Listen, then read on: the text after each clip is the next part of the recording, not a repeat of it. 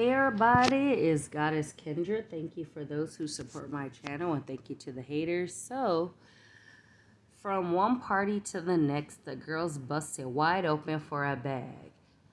Baddies ATL, it's time for the twerkulator.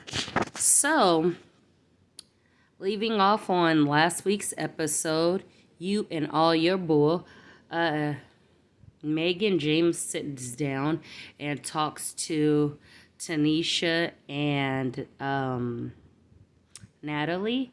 She explains why she's mad.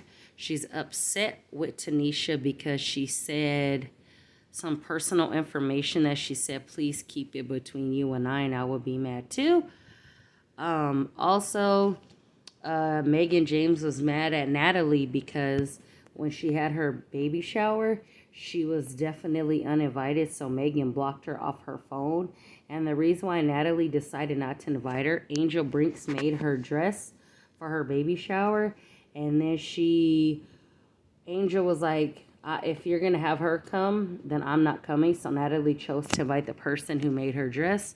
So they got past that. And then Natalie and Tanisha was like, basically, you're telling us an hour before your party that Megan is coming. You know, we have issues. All you do is start trouble in the household, from what you did to Judy to like you talk crap to Janelle and insult her all the time. And they're like, you know, we're tired of this. So the ladies work things out and everybody from the house shows up to Sid's birthday party, and the LGBT community show mad love. But then what got me kind of real frustrated or annoyed was like, even though Judy doesn't like Sydney, she still came to his party, and he's like, well, what is she doing here? And then out of the blue, Megan James does not show up to the birthday party. So after the fun is over, Sydney's like, roll the camera. Megan James is a fake bitch. You ain't my friend. So then I wondered, what was the point of you coming to see your friend Sydney Starr, to start drama? Were you desperate for a check? Because unless something tragic happened, if I tell somebody I'm going to come, unless you just really piss me off, I'm going to show up. So what the heck is going on? So the next day, the ladies get together. They have a workout session and talk about what happened the night before. So when they were leaving from the club, Sydney and Sarah started arguing, and honestly, I don't even know over what. It was like every time somebody says something, Sarah is always making it about her, which is annoying. And then as they talk about what happened, Sarah and Natalie Nunn start to get into it. And it's just like, are these heifers bipolar? Because one minute they freaking like each other, then the next minute they freaking can't stand each other. And my thing is, make up your dang old mind. Either you like somebody or you freaking don't. So finally they're all talking, and then Natalie's like, Christina, come down here. She's hungover. They have a workout session. They have a workout session, and the ladies are sexually harassing the workout instructor. And then Sydney's like, well, if you take your shirt off, I'll take mine off. So he flashes his breast. Ew, that hurt my eyes still. And then they didn't really work out. Sarah was just complaining like, this is not a workout. I didn't even sweat or anything. This is like lightweight. So then she was just kind of annoyed. And then after they finish their workout, they have a twerkulator contest. The ladies were having fun, and I will say, out of all the ladies, Natalie Nunn has the best booty that is real and full. You know, Janelle, Sarah, I don't know if Sydney has a fake ass, probably. You know what I mean? And then 7 has a cute little butt. She's like, this is talent. Tanisha's like, what the heck is going on? You have these vibes all weird. Everyone's like, what's going on? So everybody starts stripping. Sydney, Natalie, Tanisha Thompson's like, I ain't gonna do that. I don't twerk, man. Heck no. You know, she don't like to participate. 7 does her thing. Janelle does her thing. And to me, I don't mean to be rude, but like plastic booties look nasty.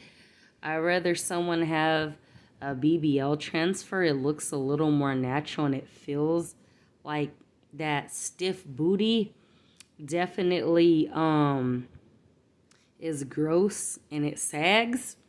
So then Sarah's the final one to go and she's like, I'm gonna put you guys to shame. So she does her little routine. She's like, I could do this in your sleep. Everyone's like, yeah, girl, you better get on and do this like you about to pay your own rent.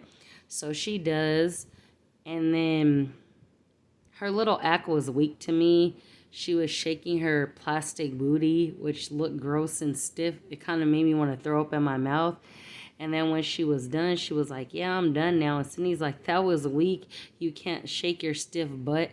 And she's like, B, this is to help pay your mother effing rent, you broke a BFF. And she started cussing and saying all this crazy stuff. And Natalie's like, to the booty gods, can we please have peace? Now, the baddies say that they're there to make some money, but what have you guys really done but argue and fight and talk shit about each other and just be disrespectful? So this is like grandma's bad girl club now, because you guys are closer to 40 now, and I feel like you guys are still the same. You haven't grown up one bit. Yeah, it's entertaining, but at a certain point in your life, you have to realize, like, I'm not about this. I'm about to make the bag, and I still don't see what the heck that you guys have done. And I'm still curious as to why Judy left. Is she coming back? Tanisha says something to the degree about there was something wrong with her dog or something, and she bolted out. Judy, I hope you're okay. I hope all is well. But I know she was getting tired of Sydney, and even Sydney still picks on Judy, still picks on Janelle, and like, you want people to take you serious, but like I've always said from day one, you keep starting shit. That's not cool. There has to be a point when you decide to just leave well enough alone. And even for myself, I tend to give myself to those who don't deserve it. So at this point, I'm at a point where I'm just going to leave well enough alone and be all right, because at the end of the day, just because someone may not love you or care about you or safe, you may feel insecure. That's what bullies do. You have to just be like, hey, I know I don't like this person, but we're here trying to make money. Like, come on now. You start this shit all the time, and like, usually someone who keeps picking and picking and picking and picking and picking and picking and picking and picking and picking and picking, I feel like if Judy comes back, Judy's gonna fight Sydney, or Janelle's gonna beat his ass. Because like, it sounds like Sydney's jealous as heck, and he's upset because he still has his male parts. So when someone may be prettier or have more, he tends to want to pick on somebody like a bully.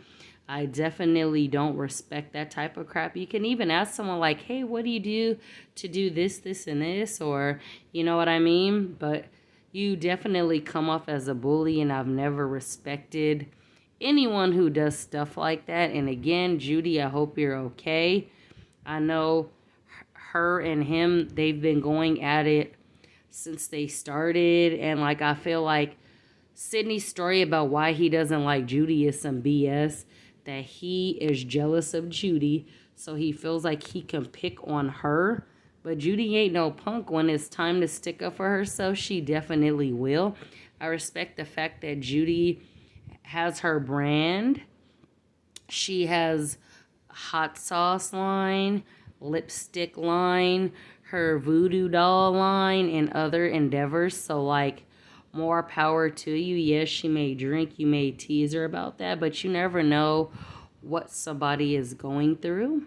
And I would say for anybody who feels stressed out or angry or upset, you know, being one with nature, sitting outside to cool off helps, and also exercise and meditation.